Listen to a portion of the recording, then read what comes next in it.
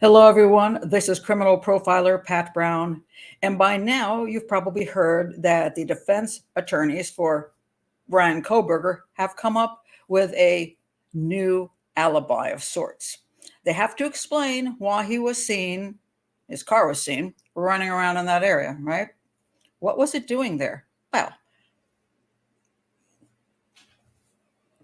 it was the starry night.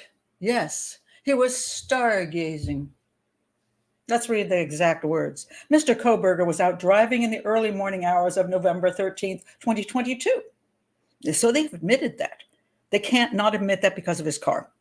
So they have to accept that and then try to confuse the jury into thinking, well, anybody could be somewhere for a different reason than is stated by the police and the prosecution. So he was out driving in the early morning hours of November 13th, 2022, as he often did, because you can't say, well, this guy sleeps through the night normally, and well, just that night, he just had to see the starry night. So he went off driving and accidentally drove by a house where 4 people were murdered. Okay. So he can't just do this once. He must have this habit, you see. And it says here, as he often did, and they're going to have to prove how often he actually did this. He often did to hike and run and see the moon and the stars. Okay. And then he tried to talk about how he's driving through the whole area. Yeah. Okay.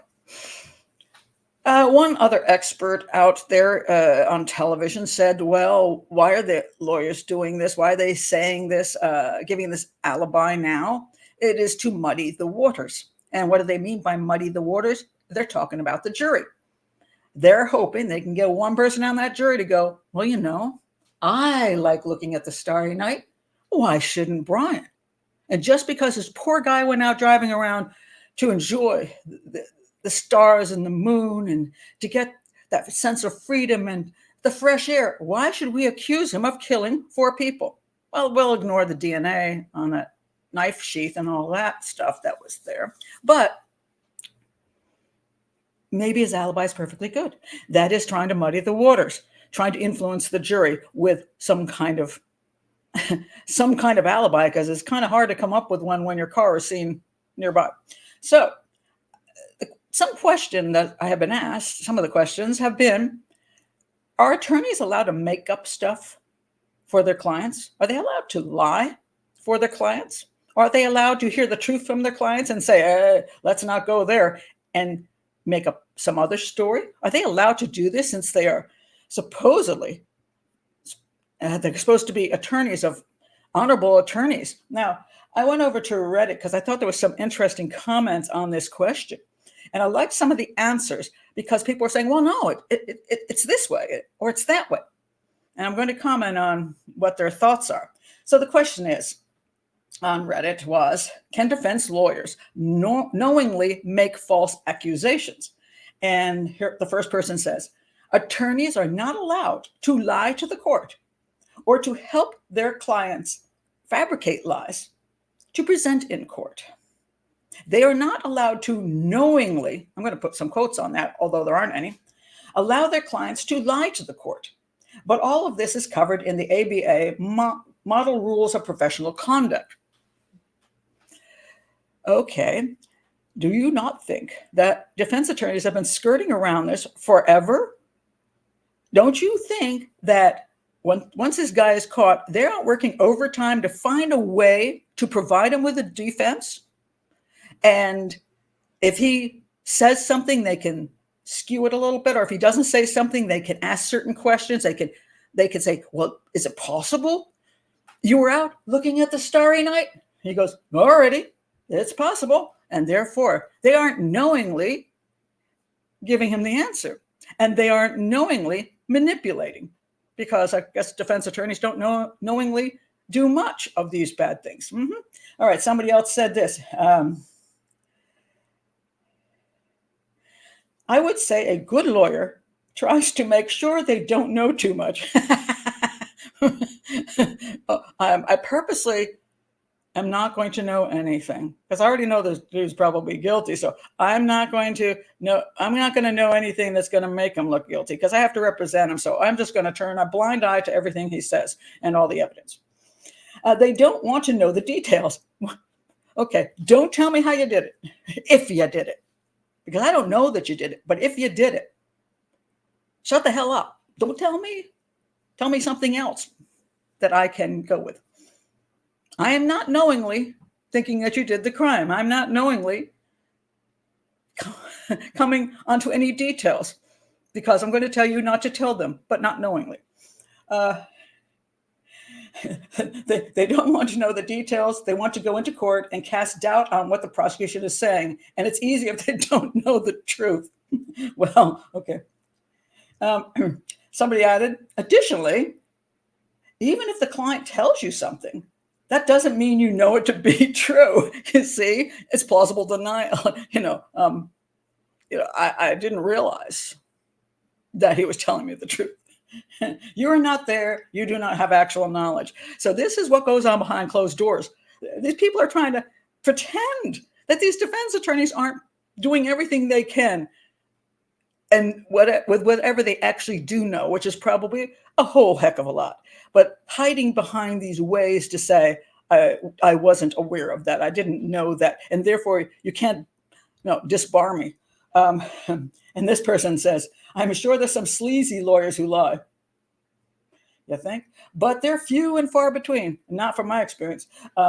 Sorry, defense attorneys. Some of you are great, but I've come up with enough of them and had some of them hire me to work with them, and they had no problem telling me what I should come up with.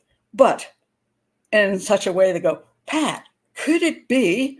And then they gave me the whole story that they wanted me to go with because that would earn me a lot more money. Think about it. If you get caught, you're facing possible criminal charges and you're definitely losing your law license and therefore your ability to do your job. What lie is worth that? Well, apparently, I haven't seen defense attorneys I don't ever hear them getting disbarred. Why is that? When I see them in court doing things that I know are as crooked as all get out, making up stories like Jose Baez in the Casey Anthony trial, it's there all the time. Now we see in the Delphi case, we got the defense attorneys coming up with the odinist theory and coming up with all kinds of stuff that, supposedly the investigators are finding this out and they have the right to defend their client, Richard Allen. They do, but they're purposely trying to muddy the waters and screw up the minds of the jurors before they even get to court. That should be illegal. That should get them disbarred, but it doesn't. Oh, well, let's see. I'll read you one more. However, defense attorneys are absolutely allowed to, and even encouraged to suggest alternative theories of the crime.